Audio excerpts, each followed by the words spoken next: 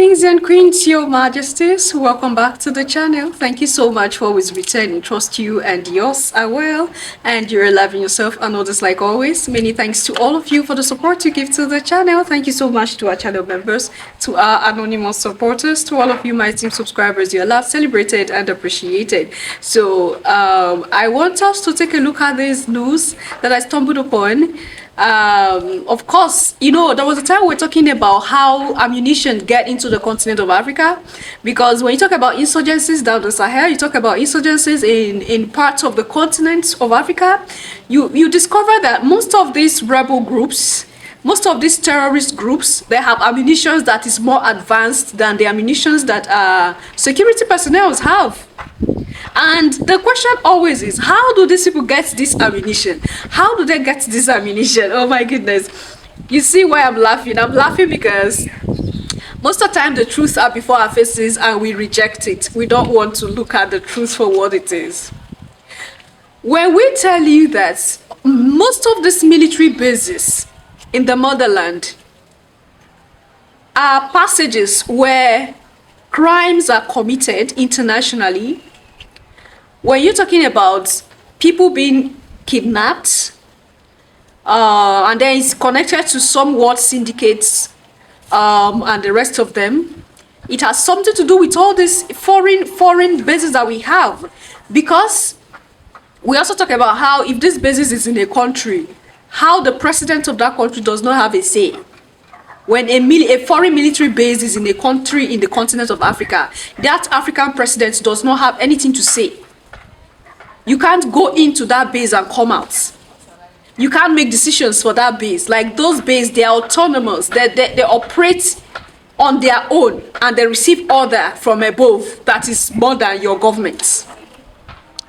So they come into the country and the personnel, the soldiers are not checked when they are coming and going out into the country, and no custom does not have anything, the immigration does not have anything to do with them. They just come freely. The only thing is they just show you their passport, and they just looking at them, the US army, looking at them, French army, looking at them, the German army, looking at them, the what have you army, is a passage already.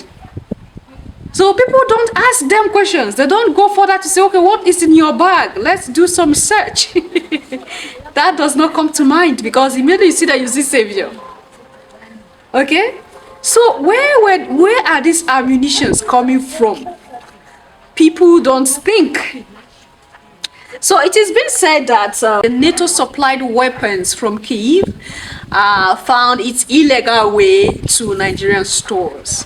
And it's not just a small amount. It's not a small amount. If the bases were present in the Sahel, if they were still present in the Sahel, it would have been easy for them to pass these weapons through the bases. And from the bases, they distribute it to whoever they want to distribute it to.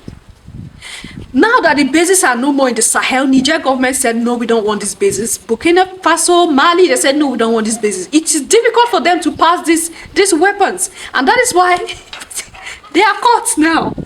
So the last time that weapons of this amount were intercepted was 2017. Okay, and now it has happened.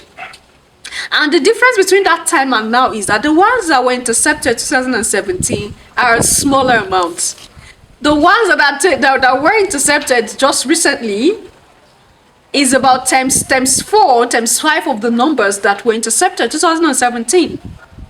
And now where the question comes to play is, where are these ammunitions going to? Where did they come from? Okay, yeah, they came from Kyiv, and it's believed that it's NATO's property. Now, why is NATO-owned weapon smuggled into the stores of the Nigerian people?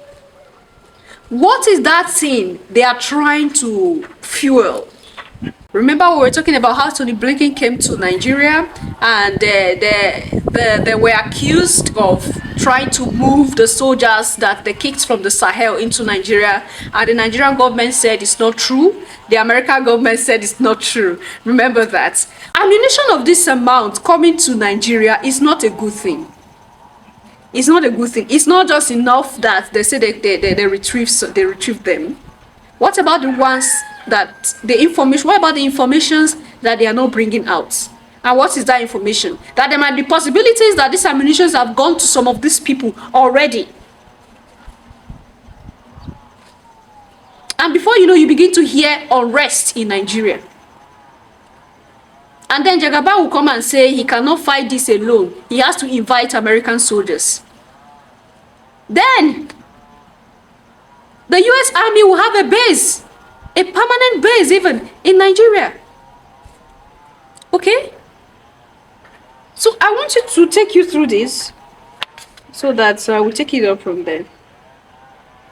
Over to Africa now, where on closer inspection, Nigerian customs services intercepted a cache of weapons and ammo from Turkey, valued at almost $180,000. Now, the operation at the airport in Lagos led to the arrest of one suspect. But that was just the latest, as the incident comes just days after the country seized over 800 brand new shotguns and over 100,000 rounds of ammunition in the nation's port town of Onne.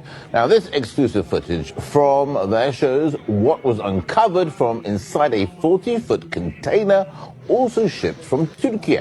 We heard from the customs spokesperson. This is a very significant fight and success because in the last time we had this seizures amount in this quantum, in this number was in, I think, around 2017. We have series of seizures of arms, but not in this quantity. So it's a success because if these arms find their ways into Nigeria, we don't know the havocs it will cause, and we will be able to know the origin of those goods, because there must be, these goods are manifested. There is a ship that brought these items, and there is the origin of that ship. So it's not something that can be disputed. We capitalize on intelligence, and we track, and this intelligence is sourced both locally and internationally. And by the time you have credible intelligence, you follow up the container, and at the point you track and intercept. That is what really happened. That container was bound for a bonded terminal, and we got it at the mother port.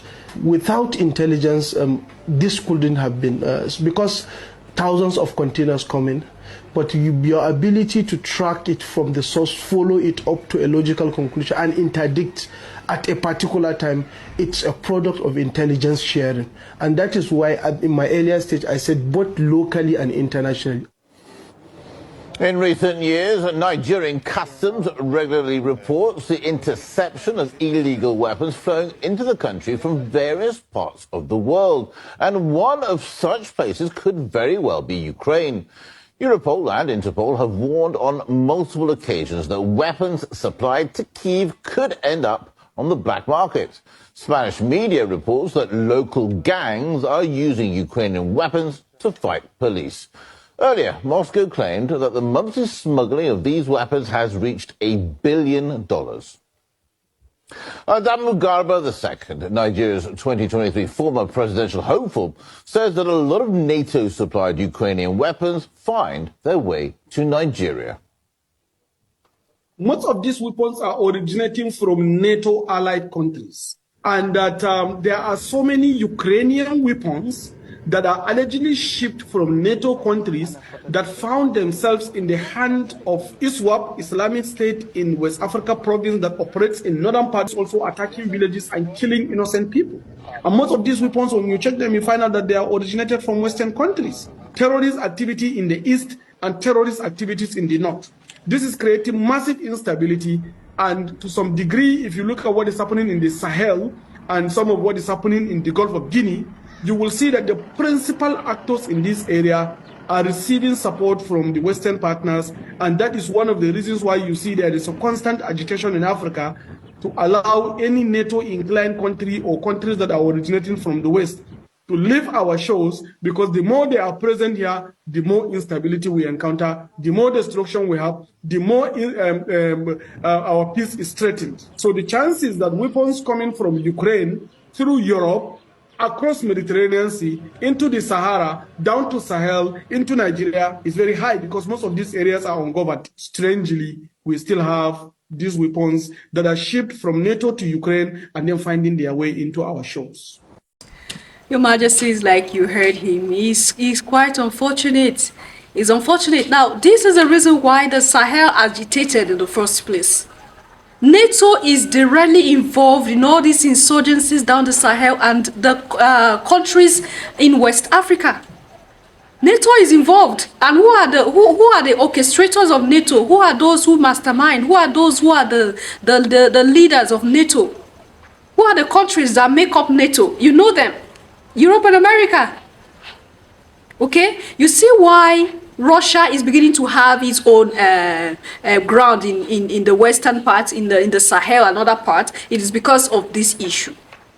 This is the reason why people are beginning to say Russia is better ally to Europe and America. Because you claim that you are saving a group of people. You claim that you're the one coming to work for them. You're the one coming to help them. But it is still same you and the weapons that are produced by your association and organization that are being used to unalive innocent people down the Sahel. It is still same you that is funding Islamic States, what do you call them, the ISWAP, in the Sahel and other West African countries. It is still same NATO and their ammunitions. So you come and play savior in the daytime, and in the nighttime you become a devil. You're playing two sides. This is a reason why the Sahel countries said, no, we don't want this game anymore. We are not ready for this geopolitics anymore. You give with one hand, you take with the other hand. We are not ready for that anymore. And the Sahel decided to cut off from Europe, to cut off from America and the French government and all of them as a whole. Now, for them to come out and tell you that they intercepted this number of ammunition, Your Majesties, there is a game they are playing, and in short, I think they are succeeded already. It is because they have succeeded already that they are coming out with something like this, so that people will say, oh my goodness, some people smuggled some ammunition and the custom intercepted. All right, so that you feel like, okay, this is where the problem is coming from. Like they have planned themselves. They have planned themselves. And I just hope that they don't take advantage of this peaceful protest that Nigerian youth are about to undergo. I just hope and pray they don't take advantage of it.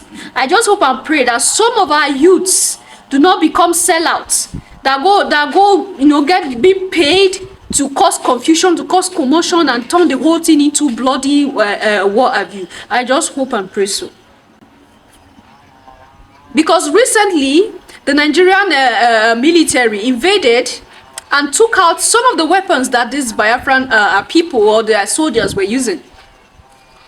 So this amount of ammunition coming to Nigeria there's a whole lot of things that are involved in this thing.